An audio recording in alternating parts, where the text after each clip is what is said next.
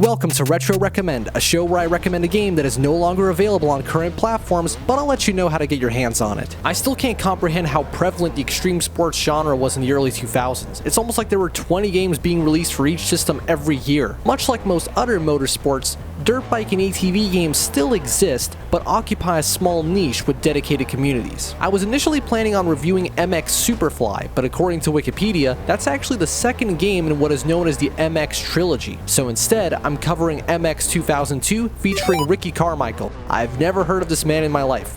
I'm just going to call this game MX02 from now on, okay? So in MX02, you get to compete in a championship of motocross events. Obviously. Here's the important part. How the bikes control. Think of the bike handling here like a middle ground between Microsoft's Motocross Madness and Moto Racer. There's definitely some kind of physics engine in play, but you're not punished too harshly for imperfect landings. In fact, the game encourages you to push your luck and perform stunts in midair. At first I thought you could only do flips and spins, but that's because the trick system is a bit unintuitive. Unlike almost any other motocross game, you can't just hold a single button down to have your rider do a trick. You have to hold one of the shoulder buttons down and then one of the face buttons to do tricks. On one hand, this means that even the brake and accelerate buttons can be used for tricking, but I'm not sure if the trade-off in simplicity was worth it. Regardless, if you want to score big, you have to not only do tricks, preferably more than one at a time, but also land as smoothly as possible and keep your stunts varied. You might not want to prioritize stunting, at least at first, because MX02 is pretty tough. I've played quite a few of these motocross games from the time, and something they all seem to have in common is their difficulty. Rubber banding, if at all present, is not as strong as it would be in most arcade racers. If you fall behind, you're just gonna be behind.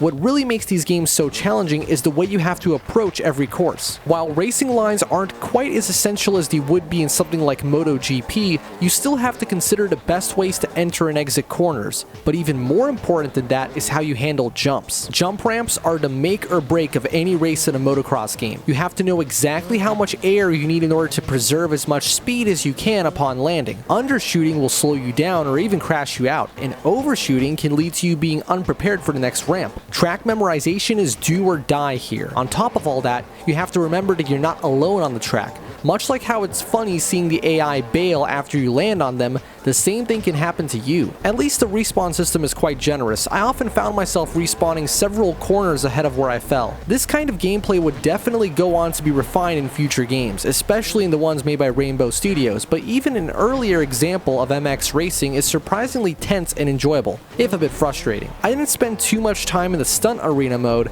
but if you just want to do tricks, you do have the option to either mess around on your own or compete for a high score. Moving on to the presentation, and you know how some people describe certain games as upscaled games from the last generation? Well, not to be rude to MX02, but it does kind of look like an upscaled PS1 game. To be fair, I am playing this game at 3 times the native resolution and have applied a widescreen hack, but compared to Need for Speed Hot Pursuit 2 or Burnout, MX02 isn't much to look at. At least the tracks are varied. In the several hours I've played this game so far, I haven't noticed too much repetition in the track layouts, and that's always a positive. The soundtrack is much the same.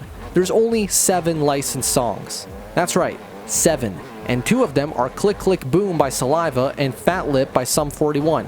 Look, I love pop punk and nu metal as much as the next person who was still in diapers when the scene was already on its way out, but even the good songs get old when there's only 5 of them. Even if copyright didn't exist, I would still have recorded this game with no music because I couldn't take it, man. I'd say you do the same and look up a lengthy 2000s playlist or something. Despite the lackluster presentation, I had a good time with MX02. The controls are tight, the gameplay is challenging and always exciting, and there's a generous amount of content to play through. This game was only ever released on 2 home consoles, the PS2 and Xbox. I played the PS2 version for this video due to the ease of emulation, although according to xemu's compatibility page, the Xbox version should be playable as well. If you're interested in older console games, you already know where to find the necessary files. I'll just leave it at that. I hope to see you again with another Retro Recommend. Be sure to subscribe and support the show in the description below.